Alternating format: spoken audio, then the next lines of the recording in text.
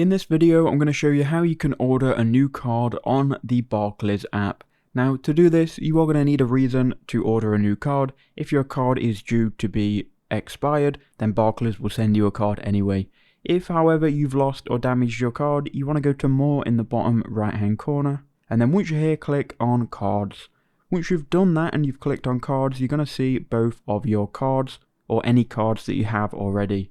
You want to click on the one that may be damaged or lost.